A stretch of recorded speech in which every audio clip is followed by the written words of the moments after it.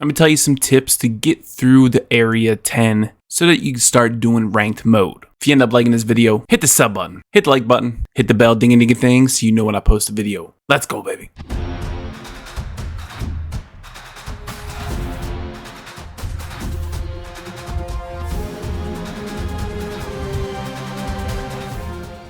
Alright, Galagos Ruins, it highly depends on what summoner you are. Some summoners it's easier than others. I beat all 10 areas on Heath. It's very easy and can be quick. I'm gonna just let you know some tips so you can get through the first 10 areas easier. You can't go into Galagos by yourself as a summoner. You will need to fill in each of these 3 spots with a 3 to 5 star default monster. And they all have to be at 5 stars. This doesn't mean you need to level them. You can use 5-star monsters that are at level 1. I recommend not using any of your strongest monsters until you get the ranked mode. The first 10 areas on normal difficulty, it just depends on the buffs that you get for your summoner, because you can solo areas 1 through 10 all levels. You can do this in ranked mode too, which I'll showcase in a different video. But once you start getting to area 4 and above, the difficulty starts to get ramped up a little harder. So you may need to manual some stages so your summoner doesn't die.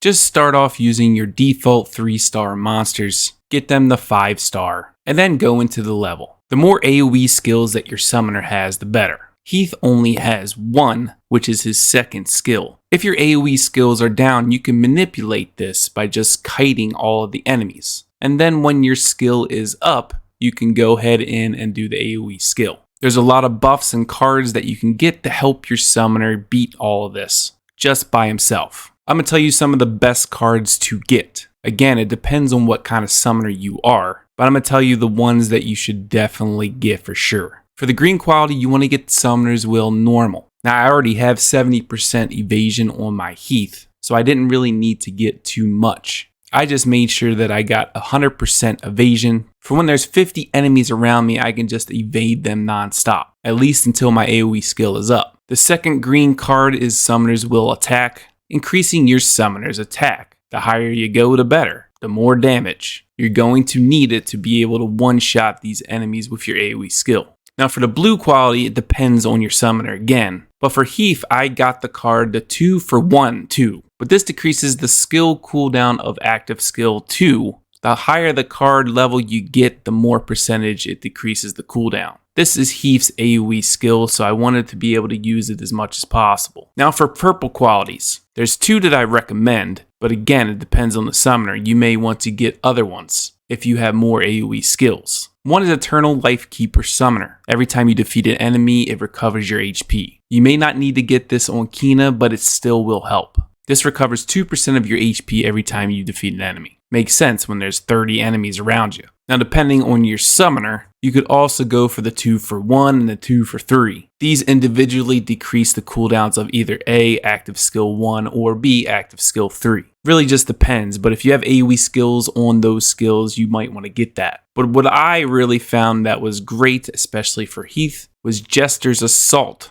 For the summoner, this applies a bomb to a target. This bomb will blow up and damage all enemies around it. The higher level of the card you get, the more damage it does and the cooldown is decreased. So because of Heath's lack of AoE, this was huge and it came in handy a bunch. Now for legendary cards, really the only one that I recommend getting is the Universe card. This applies beneficial effects and it lasts for 10 seconds, and it also applies harmful effects to all enemies around you. The higher level card, the lower the cooldown is. This also increases your summoner's basic attack, which can be huge. There's other legendary cards too, like I got the one Mercenary Antara. Summons the boss Antara and does big AoE damage. This helped kill enemies around me when my skills were off of cooldown. Those cards extremely helped. And just taking level 1 monsters in with me, they eventually die and I just solo the level as the summoner. Now I did a lot of Galagos Ruins just manually. It took a lot of time, but if you want to make it even quicker, you can do quick battle. You do need a power requirement in order to do quick battle. This may need you to move around runes and artifacts on monsters. This is why I did it manually, because I did not have the time to do all that.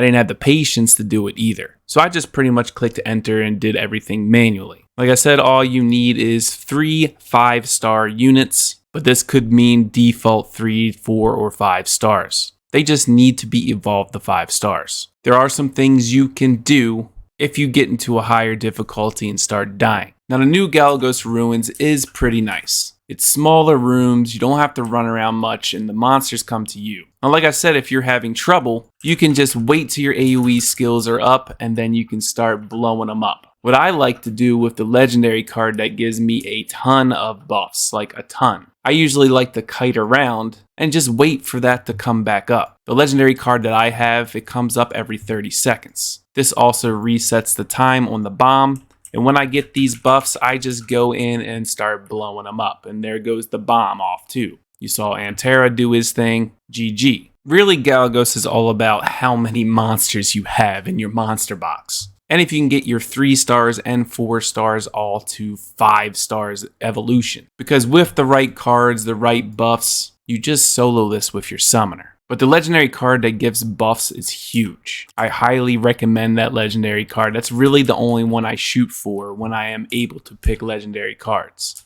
You just gotta watch out for defense breaks, stuff like that. But because the rooms are so small, you can just kite them around until you get your buffs, and then you just blow them up. The normal levels are pretty easy. The only one that can probably give you some trouble is the boss stage if you don't know how to dodge out of red stuff. But you have plenty of time to do this, to wait for your buffs to pop up, and then you just go in and do what you need to do. But as you see, my Heath evades a ton. Doesn't evade everything yet. I think the monsters might have some good precision or something like that because I have over 100% evasion. You also have to watch out for heal blocks because when you kill enemies and you got the heal block up, you ain't healing yourself, are you? You may even want to level up the card that actually heals you when you defeat an enemy because 2% might not be a lot. But when you get these buffs of drain damage, it helps too. When you select cards, just know what cards you want. You don't need to get 13 different ones. But you may want to get things for certain summoners. Like Orbia, you could use Fire Staff and have Burn. This card would be nice for Burn. I wouldn't select really anything with monsters. It's just all about your summoner for now anyway.